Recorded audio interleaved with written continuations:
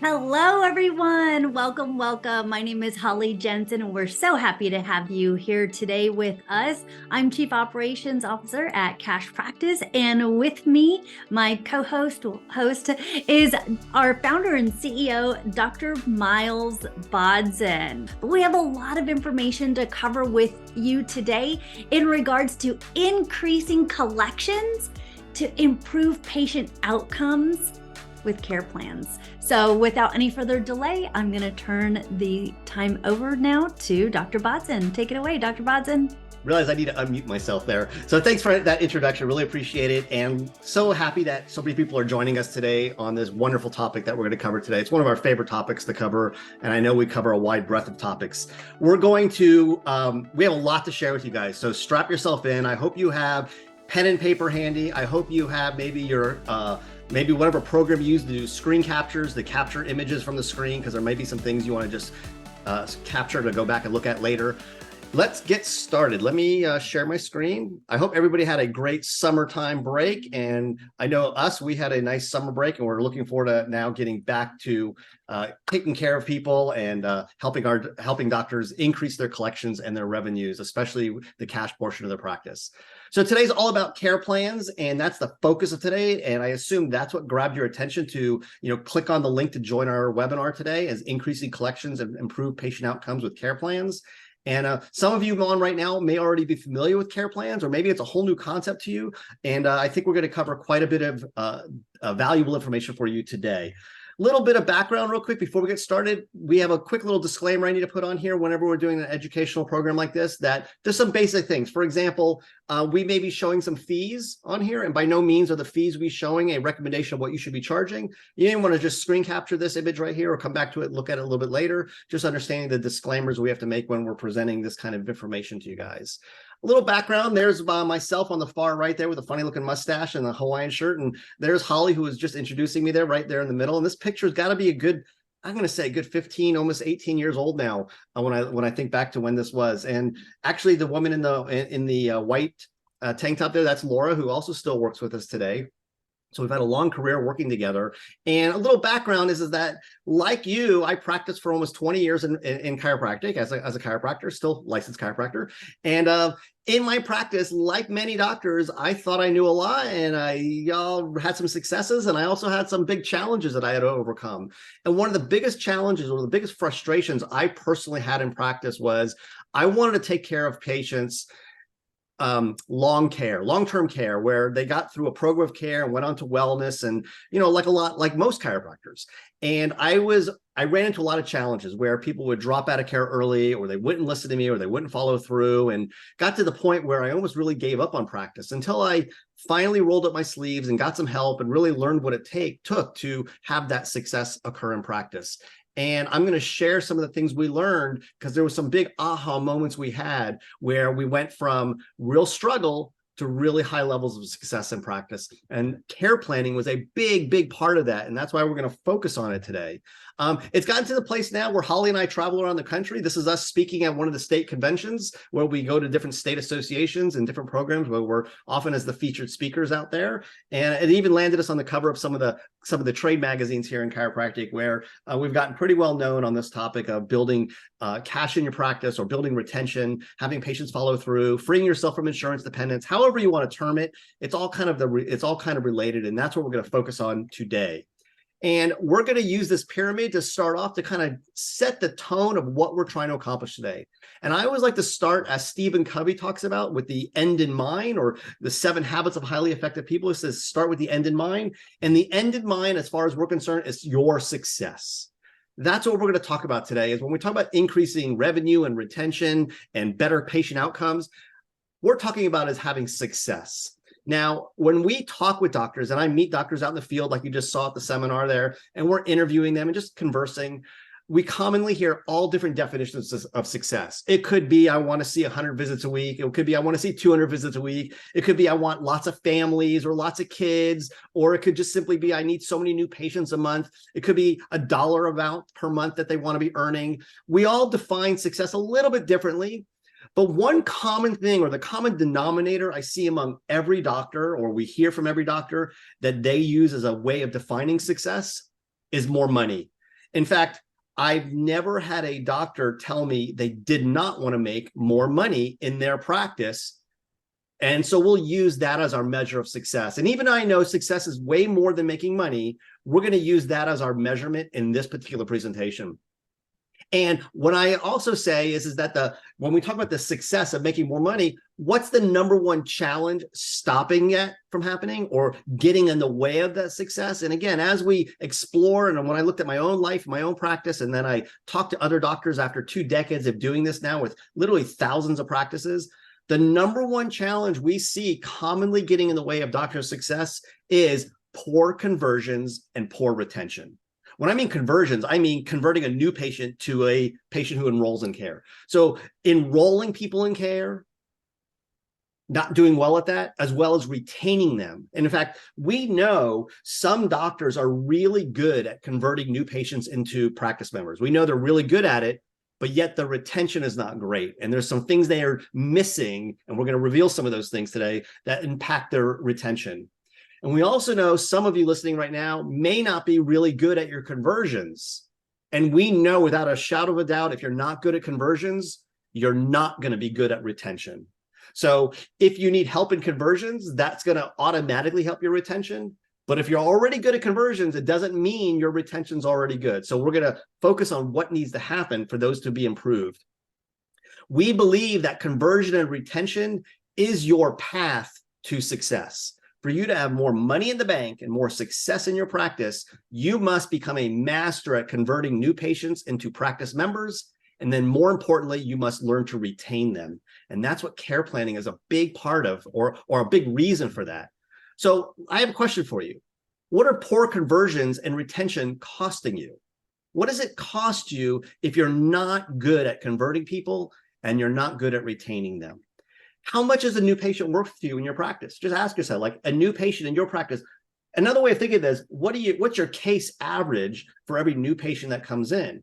Is it $1,000? Is it $2,000? Is it $3,500? Like, how much value do they bring to your, when I say value, again, I'm talking the financial side of it. When a new person comes to your practice, that new person's on your books on Monday morning as a new patient, what do they represent financially to your practice?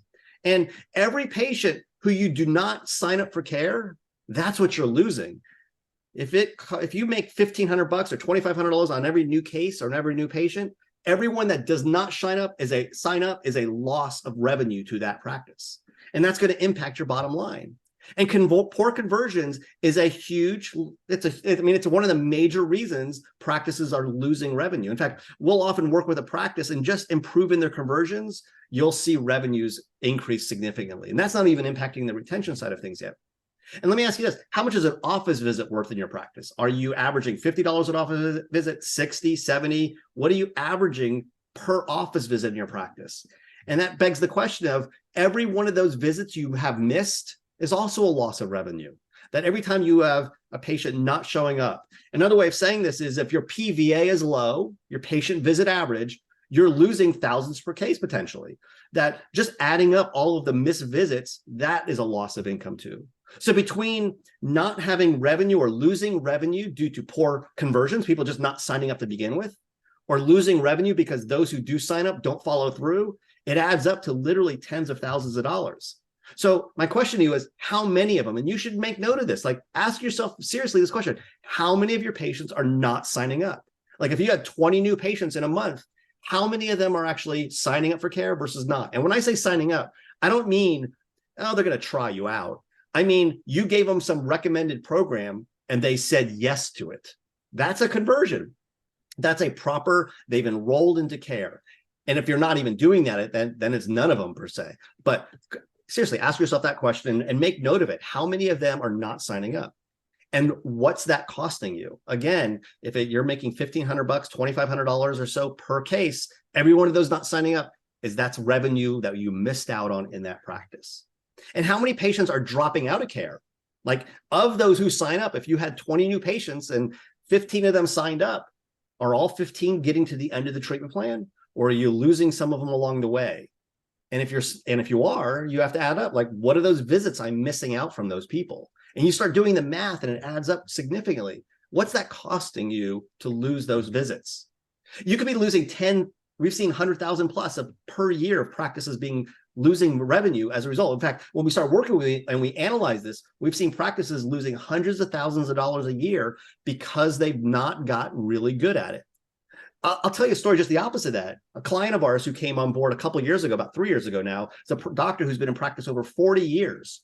And over 40 years of practice, his revenue basically stayed pretty much consistently year after year. It was about $150,000 a year, not a big practice, year after year after year after year. And then when he joined our program and he started learning how to convert people better and more importantly, retain them, 3 years in a row now, his practice has grown on average 25% per year, year after year after year.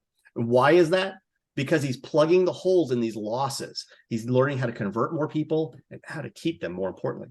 In fact, not only is that a loss of money, but all of the people you lose or you don't convert means you have to replace them with other people. You need to get more new patients. You need to spend time and energy and money marketing. In fact, as the stat here shows, it costs you 6 to 7 times more to get a new patient than it does just to keep an existing one. So not only are you losing on the fact that you're not getting the revenue from those people, it's also costing you more to go out and find ones to replace them. This is why, from a business perspective, and I'm not even talking about the clinical side of things, just from a business perspective, why it's so important to get good with every new patient that comes in, doing your best job getting them converted, and more importantly, keeping them. In fact, we've seen a 5% increase in retention will grow your profits by as much as 75%, it's been shown. And just a 2% increase in patient retention has the same effect of decreasing your overhead by 10%. So there's all of the reasons in the world are there for you to work on improving retention. And the problem we have in chiropractic, quite frankly, is we all believe retention is a result of us educating our patients. We believe that if we just told the story and educated our patients more on the benefits of chiropractic, that they would follow us to the ends of the earth. And I want to burst your bubble real quick, because this was a bubble burster for me to learn. And that is, do you have patients right now who know they should not smoke, but they still do? And do you have patients right now that know they should be eating better and don't? And do you have patients who are educated enough to know they should be exercising and still don't? You see, there is more knowledge and understanding today about what people need to do for their health, yet people don't do it. The point I'm getting at is that if you think you're going to educate your patients into retention or staying with you, you're sadly mistaken. It's just not reality. Patient education is part of the process, but it is not the thing that converts people to long-term patients. It's just a piece of the puzzle. And I say that to shake you a little bit, because we as chiropractors are under this belief that we just have to educate our patients. Every chiropractor I talk to gives me the same answer when I say, what do you think it takes to retain a patient? And they all say the same thing. Oh, we got to educate our patients better. I need this new workshop. I need this new poster. I need to just get the message across better. Yes, that's important stuff, but that in itself does not change that patient's behavior. It's not just about the money. And I know I've been talking money up to this point right now. It's not just about the money.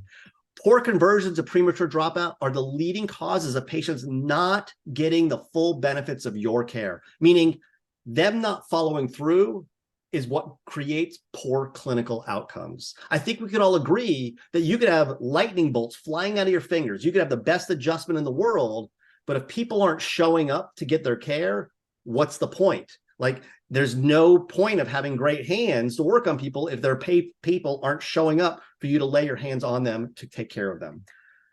As an example, what happens when a patient drops out prematurely? Well, instead of them going from an F to an A, maybe they get to a D plus or a C in their wellness score. They've improved, but they drop out prematurely and they never get the full benefits of the care.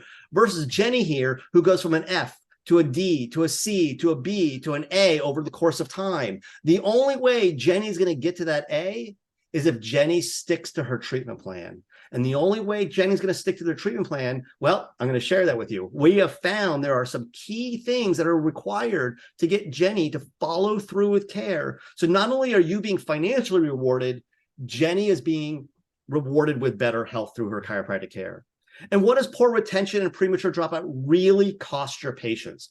Besides their health, how does that impact their families and their communities and their friends and their children and their life when they aren't feeling their best? We all know how that is. I mean, I don't need to teach you that. You know that when your patients aren't doing well, that restricts them from, picking up their grandkids or whatever it is they're talking, that stuff. It really has a big impact. Everybody wins, doctors, when you get good at converting and retaining patients. You win financially, the patient wins, their family wins, everybody wins in this case. In fact, I've often said that you can go to school and become the best chiropractor in the world, but if you don't learn how to get people to follow through, then you've wasted time and money. You just wasted it. You got to make sure you're doing everything you can to give your technique, your adjusting, the time to help people. And that means they need to show up. So what are we saying now? In order for you to have success and for your patients to have success, you have to get really good at converting them into patients, new patients to a practice member, and retaining them. That is the base that supports your financial success. That's why we have this pyramid, right? Everything builds on top of each other. Your success is dependent upon that conversion and retention. Now, we have figured out over the years now, what it takes to successfully and routinely convert patients and retain them. We call this a loyal patient journey. That's the name we've given this. We've identified there's 11 critical steps in the process of taking care of a patient, in the course of taking care of a patient, that leads that patient becoming loyal to you. They become a loyal practice member. And that 11 step is a proprietary process that we've developed, and we've identified that these 11 steps occur throughout what we call the loyal patient journey. And this picture you see, this graphic you see right here, is a representation of that journey. There are 3 characters in this journey. There's the patient, there's the doctor, and there's the CA. And each person has their role in this process. But what I want to direct your attention to is there's 11 key steps, and there are common reasons patients drop out of care. And I'll show those to you. For example, people will drop out of care because of cost, because the insurance runs out, new purchase decisions every time they're being asked for more money, the care is not affordable, or their pain goes away and they're feeling better and they don't know why they're still coming in, or they don't understand the benefits of care. There's lots of reasons, and we call those danger zones. And we've identified in the loyal patient journey, it's very predictable when people will drop out of care. It's very predictable along the entire process where you may be losing them. And we've identified there's ways to neutralize that. And care planning is one of the major ways we neutralize these common areas that you lose patients. So in essence, care planning is a key, not just to converting them, but is a crucial part of the retention of a patient. If any of you want a free copy of that loyal patient journey, simply make a screenshot of this or just write this down. You can take a picture of it with your phone. Go to loyalpatientjourney.com. Holly will go ahead and put that in the comment section for you guys later. I believe we can do that, if I'm not mistaken, where you can just go to loyalpatientjourney.com and you can go ahead on that webpage. There's nothing to buy. It's just a free page you can go look at to learn all about this 11-step process of taking care of people. So what makes a patient loyal and not drop out? What are we doing during these 11 steps? Or what's happening in these 11 steps that makes that person become loyal to the practice? Well, we've identified very clear there are 4 key things. 4 key things that make a patient become loyal. Number 1 is loyal patients need feedback on a regular basis. I'm sorry, frequent contact. I read the wrong thing. Loyal patients need frequent contact. This is your patient education. This is you communicating with them on a regular basis the benefits of what you do. But here's the fun thing we've learned. It's not so much the content you're sharing with them, the educational content. It's the fact that it's frequent. It's that you're in front of them on a regular basis. This is why we love doing email campaigns and weekly handouts and text messages and all different kinds of things you can do, social media posts and all kinds of things you can do to keep your name in front of them. We're a big fan of email because I think, like you, most people get up on the phone and they get up in the morning and they grab their phone and they may scroll through their email first thing in the morning. And the first thing I know most people do is they'll read them or they'll delete the ones they don't want to look at. But they see your name, even if they don't open the email, even if they see the email and they just delete it because they're not reading that particular one, they see your practice name or your name in front of them every single time that email goes out. So we are big fans of frequent contact. Number 2 is loyal patients need feedback. That's what I said earlier, feedback. And I showed you before the letter grades. That was a little sneak peek at something we offer called the wellness score, which is basically a way to give patients feedback. Patients need to know they're making progress or they'll drop out. That's quite frankly what it comes down to. If they don't know they're making progress towards a goal, you will lose them.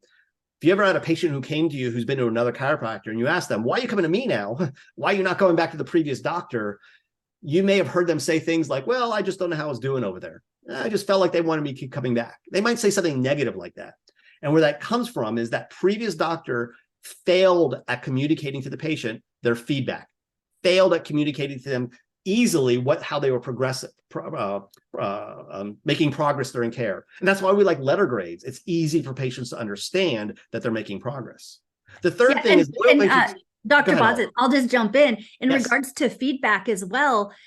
Patients need the feedback, especially when they're feeling better and they're like, I don't know why I'm still coming in. But if you're Absolutely. giving them feedback and they know there's a goal, optimal health and wellness, the letter A, then it's easier to explain to them why they're still coming in for care. Listen, thank you, Holly. Thank you for adding that in. And I'll say it's no different than if you're wearing a Fitbit, right? I use this analogy all the time. People wear Fitbits, and that vibrating Fitbit or your Apple Watch is what reminds you to get up and take more steps, right? That feedback influences your behavior to take action.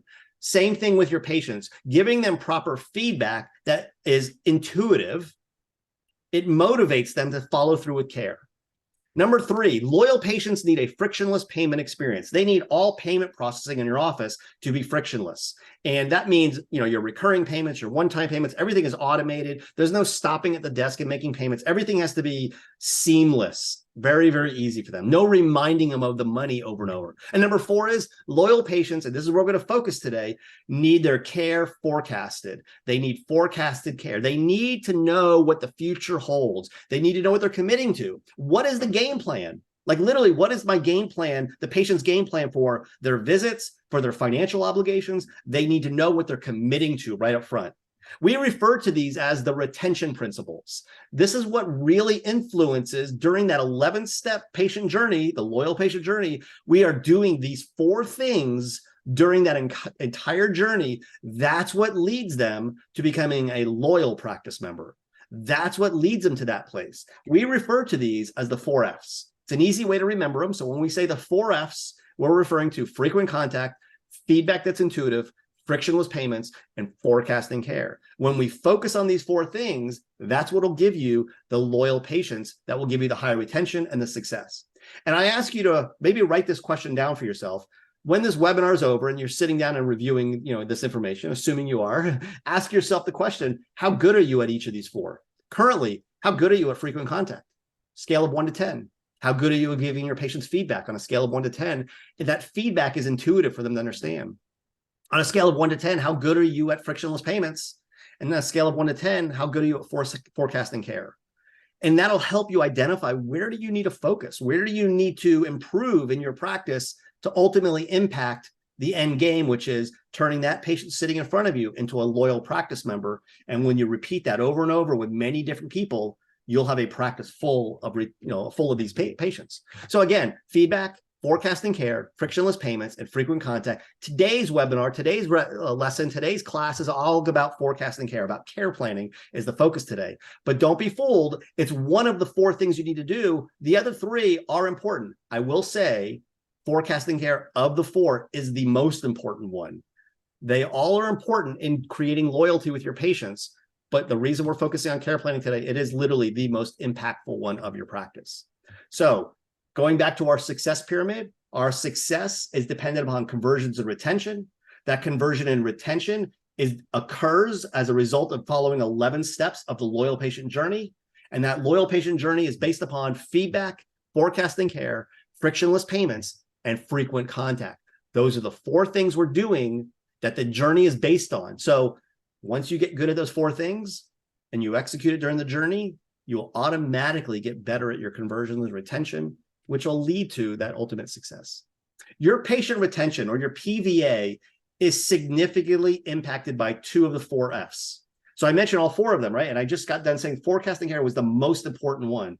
The other one that has a great impact is frictionless payments. That your patient retention is significantly impacted by your forecasting and how frictionless you make your payments. When you do these 2 things, it will have the most impact on your patient conversions and your retention. So let's go through right now some different examples of the way you might forecast care, and the way you may collect the revenue associated with that.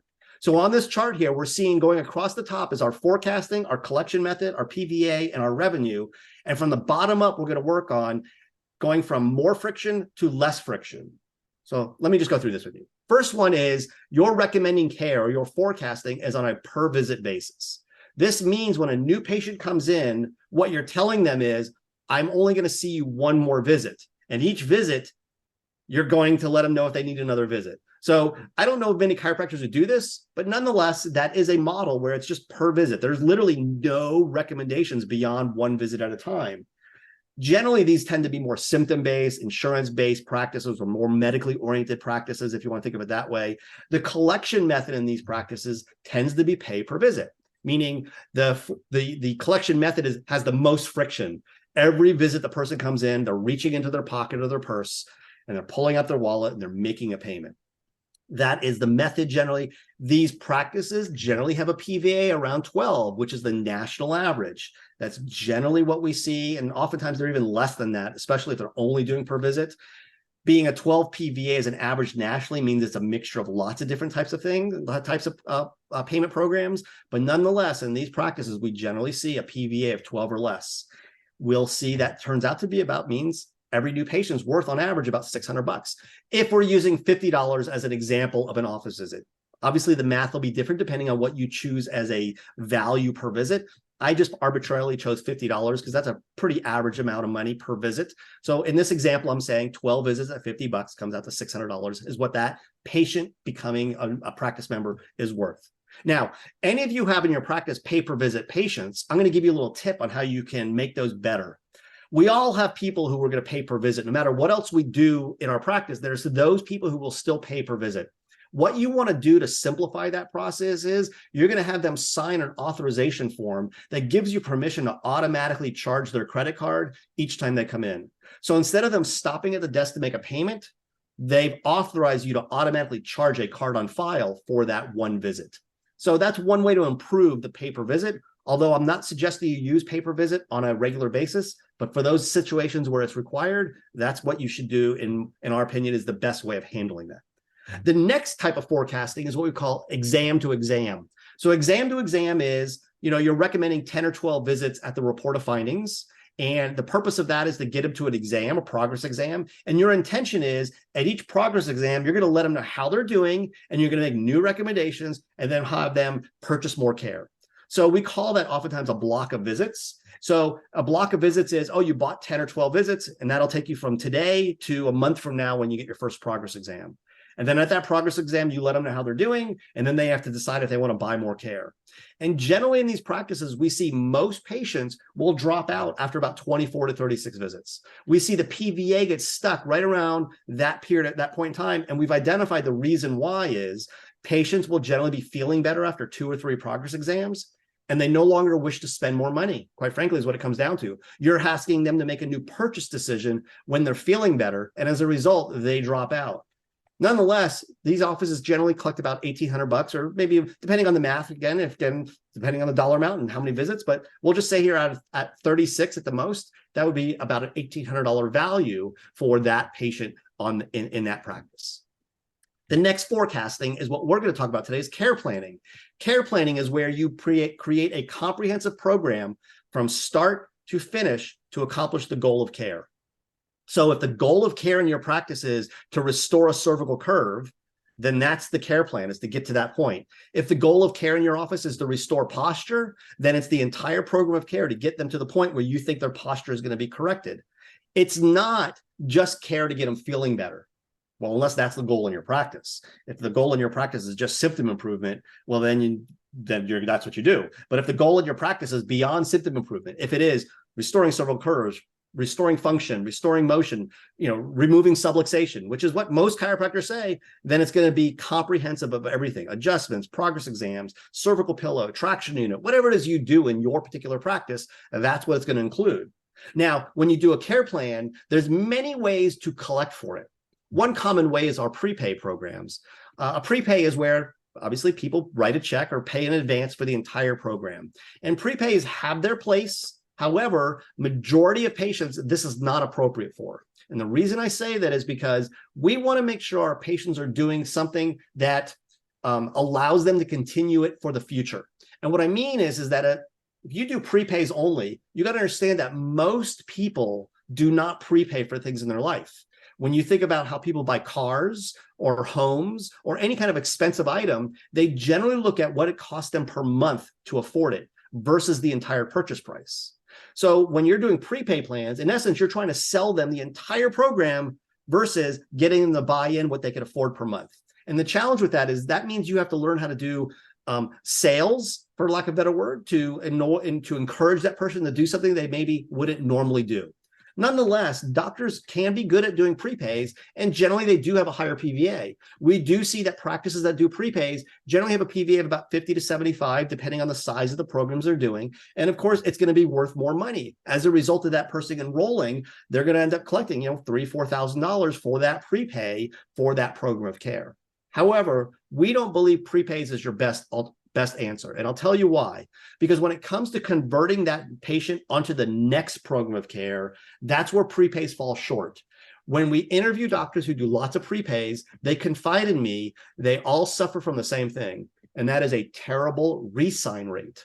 That yes, they're good at enrolling them in care, but when it comes to keeping them for lifetime wellness care, that's where they fall apart. So this is where the next program of care plans we find works better. And that is a monthly auto debit. When you put a patient on a monthly automatic payment, so you've put it into a monthly amount that they can afford, and you've automated the payment, when you do that, we see these practices have the highest PVAs. These practices generally be about 125 to 150 plus PVAs. And obviously that case value is worth way more money than even the care plan with a prepay.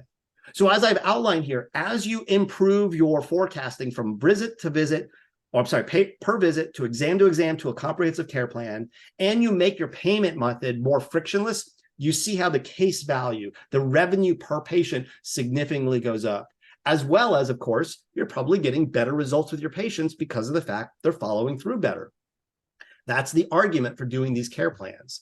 In my own personal practice, what you're seeing here is an actual picture from my practice where we literally had hundreds and hundreds of photos of patients on the walls showing 50 adjustments, people that had 100 adjustments, 200 adjustments, 300, 400, 500, 600, all the way up to 800 at the time. And literally hundreds and hundreds of these photos of people, with big smiles on their faces of showing, and we're proud of the fact, and they're proud of the fact of how much care they've had over the years. And you might be asking, why were we doing this? We did this to reward their behavior, which was them showing up. But also we did this because when new patients came into the practice, it was very evident to them that there was a lot of smiling, happy people here who had been with us a long time. It sent the message across that when people come here, this is somewhere that they make it part of their lifestyle. And lo and behold, new people would generally find people on the wall they recognized that they knew from church, they knew from synagogue, they knew from school, from work, somewhere, and it reinforced they made the right decision coming to see us. So there's a little tip for you. If you haven't done this type of thing, I would encourage you to do this kind of thing where you get pictures of your patients, of course, with their permission. And you make a little wall of stars of showing how much care they've gotten over the time. And in my own practice, again, these are actual back in the day. You see the date on those, like that's February 15, 2010, right? This is for my own practice, long before we were using, we were still using rubber stamps to stamp the dates with people coming in. The visit numbers they were having, here they went from February of 2010 with 328 visits. And I see on the right, January of 2011, they went to 346 visits. It shows. And these are just different patients over the years. Went from 378, looks like, to 404, 420 to 460 that next year. Went from 451 to 481. These are people who have been just consistently coming in. They're on wellness care at this point. They've been coming either weekly or maybe twice a month, but they've been coming for years and years and years. And what that turns into is a practice that looks like this. This is a practice member or a cash practice member. And you could see from 2009 is when they started doing the things I'm about to share with you. And you could see how their revenue slowly but surely increased. They went from only 206,000 back in 2009. And you could see on the chart how they've grown to where in 2021, they had their first $2 million year. 2022, they did over $2 million. Here's another practice that went from 1.8 million in 2017 to 4.6 million in 2022. I mean, that's a pretty substantial increase in revenues. Why do they increase their revenues? More new patients coming in, more of them being converted, and more of them being retained. Here's another practice in 2018, went from 1.5 million to 2.5 million. Holly, did you want to add something? Yeah, what I wanted to just highlight is this is all cash collections. There's no insurance revenue That's right. recorded in these case studies. And I also wanted to point out, in all of these examples that you've shown, these are during the pandemic, like during the shutdown as well, Yeah. which helped these practices thrive during a shutdown. Absolutely. I'm glad you point that out. So what happens here is practices grow and grow and grow, and they end up having consistent cash growth is what happened. And that's the and that remember, we started by saying at the tip of the pyramid, we said we're going to use money as our way of defining the success. Now we know success is more than money, but I think we could all agree having that cash collections grow, it's just simply a reflection of the fact that you have more people enrolling and more people staying. And the only practices that grow like this month after month and year after year are those that continually convert new patients and, more importantly, retain them. I can't emphasize that enough. That is what we've seen in our 2 decades of doing this now, that these practices that are monster practices in their revenues is they have this in common. They convert most of their new patients into enrolled patients and into practice members, and they are really good at retaining them. So we're going to focus today, like I said, on forecasting care. I know you're dying to say, when do we get into the care plans? We're going to do that right now. Forecasting care with care plans helps convert and retain patients. It's not just a tool to enroll them, but it sets the game plan for laying the foundation of retaining them. Care plans are a reflection of the patient's treatment plan. Here's what I mean by that.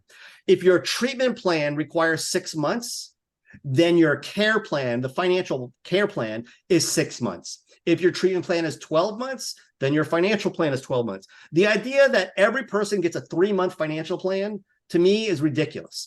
The financial plan should mirror what you believe the patient needs clinically. And I think we could agree, not every patient needs the same treatment plan. Not everybody needs a year of care. Not everybody only needs 3 months. Not everybody only needs 6 months. You define that treatment plan for that specific patient. If everybody was the same, then there would be no need to do any of this. You just everybody gets signed up on the same thing. The point is you're going to customize things specific to the patient, because the care plan, the financial plan, is a reflection of what that individual patient's needs are. Care plans cover all the care that the patient will need during the course of treatment. So if that patient needs orthotics, nutritional supplements, a cervical pillow, cervical traction unit, a wobble board, whatever it is you do in your practice, adjustments, therapies, whatever you do, that's what's included in that treatment plan. Care plans include all services, including those covered and not covered by insurance. So let me emphasize this. You do not, if a patient comes in with insurance, what you do not do is say, we'll use your insurance up, and when that's done, we'll then convert you to a care plan. Do not do that. That is the death knell of retention. What you should do is you build your care plan from day one, and you include both the covered and the non-covered services all in one care plan, and that's the financial plan for that patient. The reason you do that is so that when the insurance is exhausted and no longer there, you do not have to then go to the patient and change anything you're doing with them. It's already built into the calculations, so that whatever they committed to from day one, that's what they're on, even when the insurance is exhausted. Because if you do it the old way, which is we'll use your insurance, and when it's over, we'll convert you. The challenge with that is maybe 10 or 12 visits in, they're feeling really good. The insurance ran out, and now you're going to ask them to pay more money once they're feeling better, like a decision to be made. It doesn't work. It just doesn't work. So you got to do it where you include the insurance right from the beginning, and there's a proper way of doing that. Care plans must be compliant to satisfy the good faith estimate you're legally required to provide per the Federal No Surprises Act of 2022. So if this is the first time you're hearing this and this is a surprise to you, 2022, a new federal law was passed that basically says, it's called the Patient No Surprises Act, and it requires doctors, hospitals, all healthcare, including us, to share with the patient their financial obligations before you render services. You must do it. We've always said care plans were a good business practice. It's literally now the law that you have to present people a financial estimate of the services that are going to be provided prior to you executing the services. That's why they call it a good faith estimate. You're estimating the cost of their care. So you must do this. Care plans are not presented until a patient has agreed to your treatment plan. Here's what I mean by this. This is a tip for you, that when you learn to present care plans to patients, the financial plan, The mistake many offices do is they go into the money before they ever got an agreement from the patient to accept the treatment plan. The treatment plan is what you're recommending treatment-wise.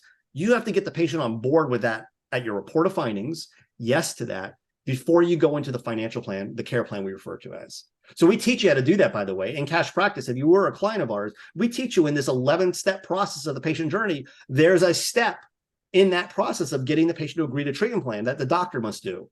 And once the doctor's done that, then there's a process where the CA goes over the care plan with the patient, but not until the doctor has gotten agreement on the treatment plan. So that's all outlined.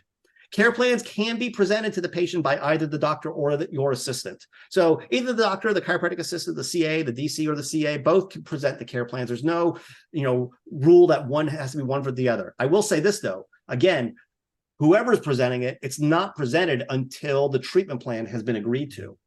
What makes a care plan compliant? Well, it has all the services and fees clearly itemized. It applies compliant discounts to non-covered services only. So if you're doing any kind of discounts, those are compliantly created. Those are compliant discounts, and they're only to the non-covered services. They're not insured services like co-pays and deductibles. Has a compliant terms of agreement, including how refunds are handled, and it includes all of the good faith estimate disclaimers that are now federally required. I want to mention again with the compliant discounts, let me just clarify, we're not going to get into all the discounting rules today, that's beyond the time we have, but I'll just say this. If you're providing your own discounts on non-covered services, just keep in mind, legally, you have to keep those discounts at 15% or less. If you need a solution for going greater than that, you can reach out and talk to us, and we have some answers for how you can do that. But generally, if you're going to be providing, let's say you're doing, so many adjustments and therapies, and you want to provide a discount for all the ones that are not going to insurance, the maximum discount you're legally allowed to provide, according to the the U.S. OIG, Office of the Inspector General, is 15%. So just keep that in mind to keep them compliant. The benefits of care plans, I think it's pretty straightforward. Besides the fact that they help patients follow through and they help with conversions and retention, here's a bunch of other things. They streamline the flow at the front desk. Your patients don't have to stop every visit and worry about money and all that kind of stuff. There's no confusion over patient finances. There's no let's make a deal. There's no wondering like this is this for this patient and this is that for this patient. It's very clear and concise. More time to focus on patient care and education. Better treatment plan compliance. That's basically your retention, where patients are following through better. Results in better clinical outcomes as a result of people following through. Definitely will have increased cash collections. You will definitely have better retention. And overall, Holly, you could speak to this as well. You end up having a happier team and practice members. You want to speak from this because of your own experience, as well as I know you've worked with thousands. Yes. Oh my gosh. So, being in our profession and what we do, Dr. Bodson and I, over the last 2 decades, we hear a lot of stories about unhappy practices or unhappy team members in the practice. And I can tell you that working in a practice where patients are on care plans, payments are automated, patients are sticking to care even though they're feeling better, like all these things, it really makes it a more joyful place to work. And I believe wholeheartedly it's one of the many reasons why you and I have worked together for so long, is it because it just created this atmosphere of fun. Like we're being of service to people and we're having fun and revenue's great and our people are being well taken care of and having great clinical outcomes. And it allowed me as your CA to be able to become career-minded because the work was enjoyable.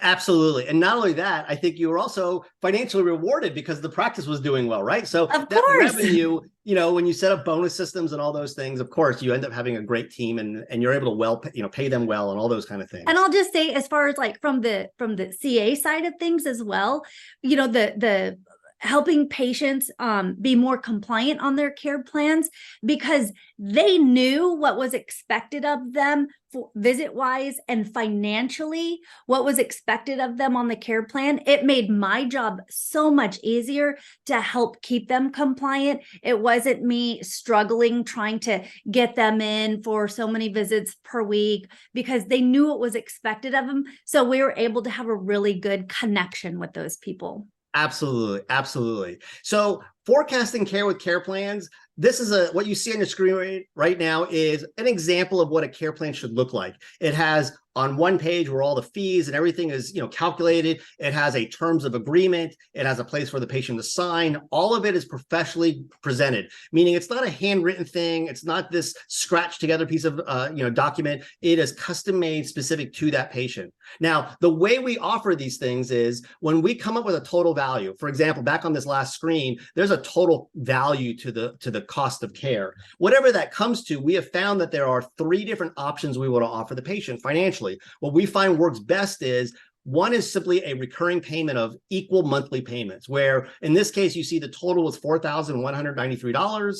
That means the patient's going to make an initial payment of $354, followed by a monthly payment of $349. And that's that option. The second option is they get a little bit more of a savings. You see the total drop down to $4,026, but in this case, they make a down payment. They make a payment, in this case, of $1,331, followed by smaller monthly payments. This is like putting money down on a car or a down payment on a house, right? You're putting money down so that your monthly payment is less.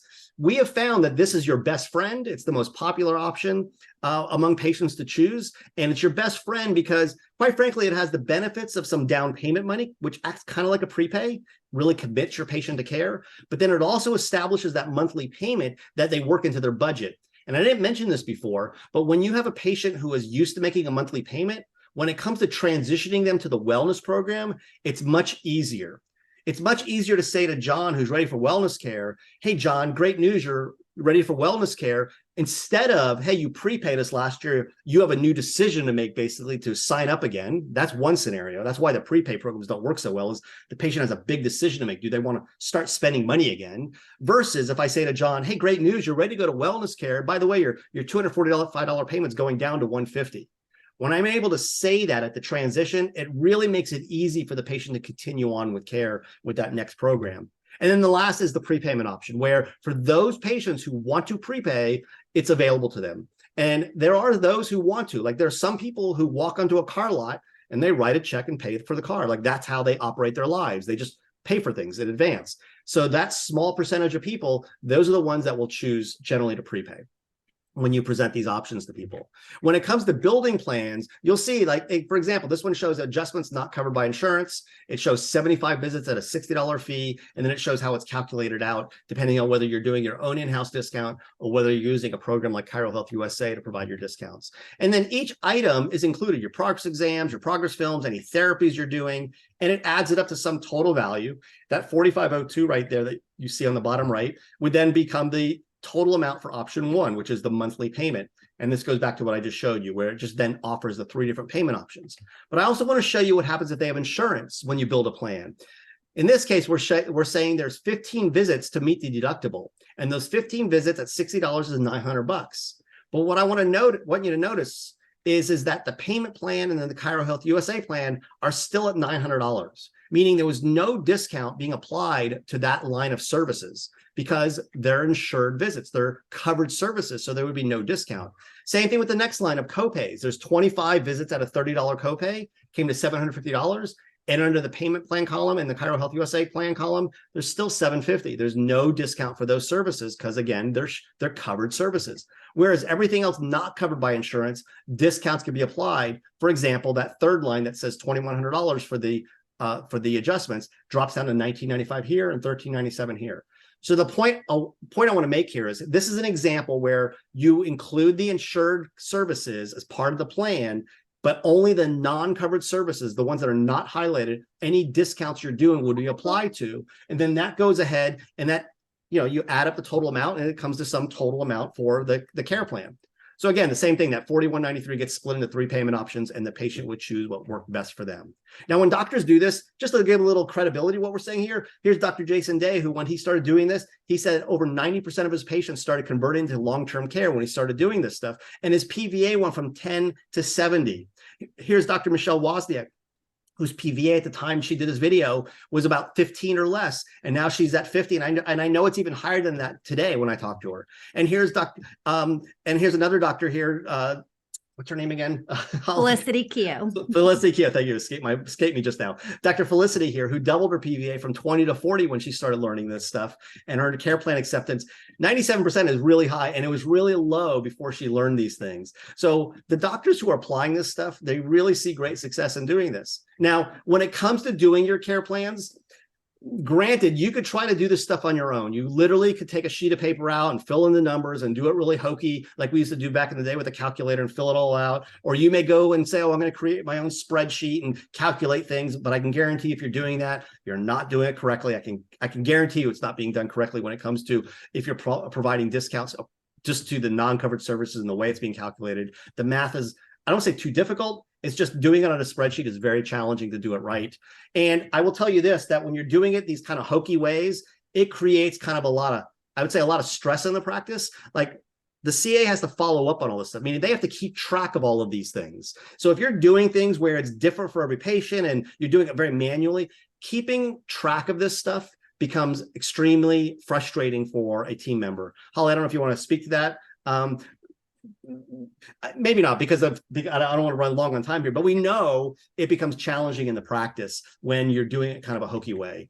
And so we say, don't do that. Like you can, of course you can. Nobody's saying you can't, but we've seen There's better ways. The wheel. Yeah, it's reinventing the wheel. So of course, I want to share with you a way that you can do this really easily, where it's easy for for your staff to track these things. It's easy for you to build these things compliantly. It's easy for you to enroll people in these care plans. It becomes very smooth operation. And this is what a professional care plan creator should look like. We call this the care plan calculator. It is a program that we offer at Cash Practice. It's one of the services we offer that allows you to properly and compliantly build these care plans out. Not only does it do that, but it calculates everything. It produces the agreement. It lets your patient digitally sign it. It's a all-encompassing program specifically for this topic of how do you properly enroll people into care plans.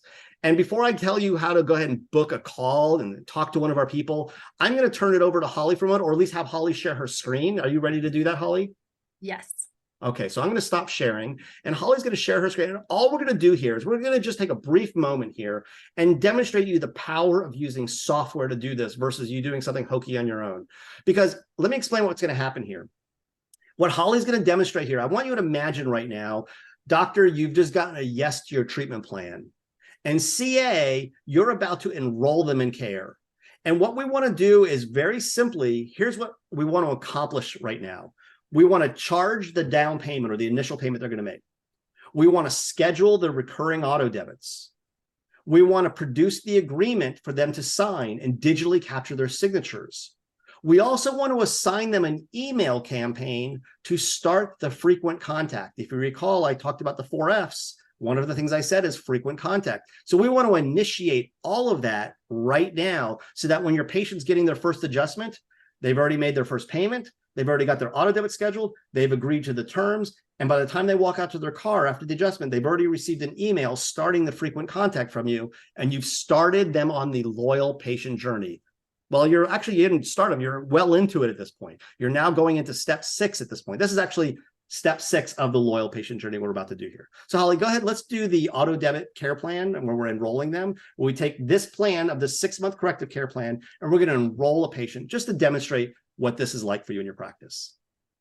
Yeah. So here I have my patient. They're choosing the second payment option, which is a down payment of $938 followed by smaller monthly payments of $240. I'm going to go ahead and use my patient's card on file for the down payment today. I could use a different payment method for the future recurring payments, but I'm going to go ahead and use the same form of payment. And I am also, you see by default, it's going to assign an email campaign to my patient, educating him once a week for the first 6 weeks of care. So we call this the new patient 6-week lesson plan. And he's automatically going to get it. So it's not a separate step for me. I'm doing everything in one Holly, step. Yeah. Before you hit the enroll, hit the view button just to show our audience what a campaign looks like, just briefly here. I know we're not getting heavily into the email system here, but you'll see here, this is a screen capture or an example of one of the emails. And there's a whole series of these emails that will automatically be sent to that patient by enrolling them. And Holly's scrolling through that now, where you see this is a series of emails educating them on the importance of chiropractic. And we have a lot of different content, lots of different content in the system, but that's something that you could add on to your membership, where you now have in the ability to enroll a person automatically assigning that campaign. So I'll hit the enroll button. So remember, in this example, I'm your CA. A patient has given me the billing information, chosen their payment option. And so now what I'm doing here is I've just collected the down payment. So here we see a receipt for that. The second thing I've done is I've scheduled all of the future payments. It's not a separate step for me. These are automatically going to come out. I've have the custom care plan here, highlighting the payment option the patient's chosen. And you can see all these yellow spots are where I'm going to grab initials and signatures. Here's my compliant terms of agreement that talks about how the program works. What happens if insurance pays differently? What happens if they miss appointments, go on vacation, get in an auto or work accident? It addresses all of the things legally that need to be addressed in a service agreement like this. And then we have our good faith estimate disclaimer, which we have learned in this webinar today is part of what you need to be doing in practice from a compliance standpoint. And then I have all of the plan enrollment details, including PCI compliant billing information. But I want to show you something really cool. What I could do is I could print this out and I can hand the patient a pen and collect signatures.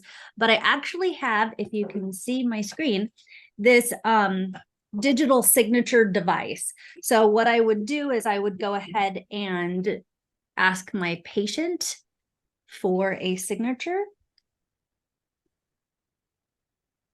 And so I'm capturing signatures and initials, and then I'll review with the patient where those signatures and initials are going to be applied onto their plan.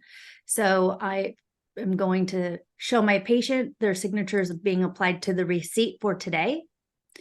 I'm having my patient initial that they know these is the payment amount and the dates the payments are coming out.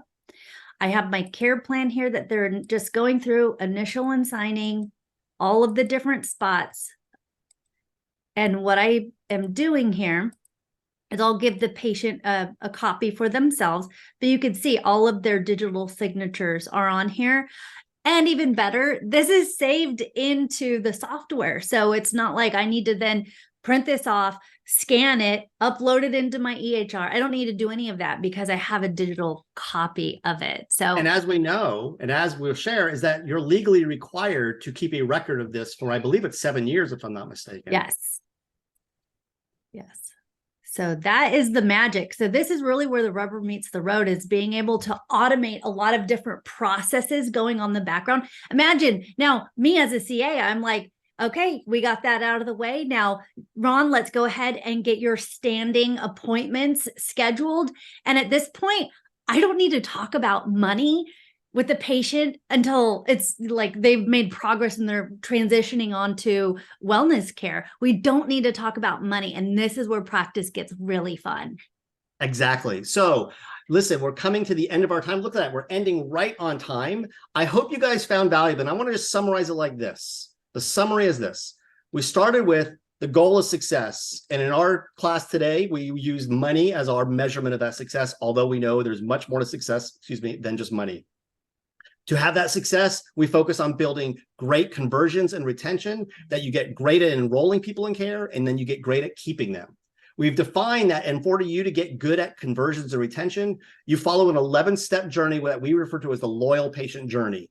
What makes a patient loyal are the 4 Fs: feedback, frictionless payments, forecasting care, and frequent contact. Those 4 Fs are what we do during the 11 steps of the journey that gives you the retention and the loyal, that gives you a loyal patient. And when you do that over and over, you end up having lots of retention and that success. What we just showed you was care planning, using a care plan to allow you to properly forecast care. It's one of the 4 things we do in order to build that retention.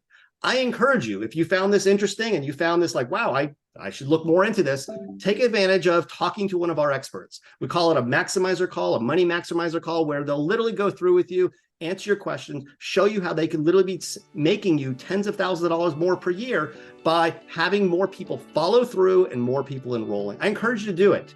There's no obligation. You just talk to one of our representatives. They will be happy to answer your questions, demo, go through a more detailed demo with you if that's what you want to see. And we are here to support you and help you.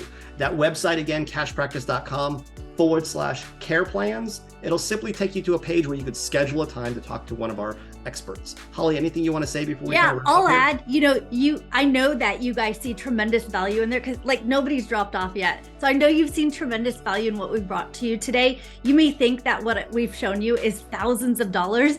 I'm going to tell you, you can get it for as low as $49 a month. So what are you waiting for? Book a call, get the, and let's show you how to multiply your cash. So with that said, thank you everyone for your time today, and go out there and change lives. We hope to be. You guys go. Have a great one. Bye.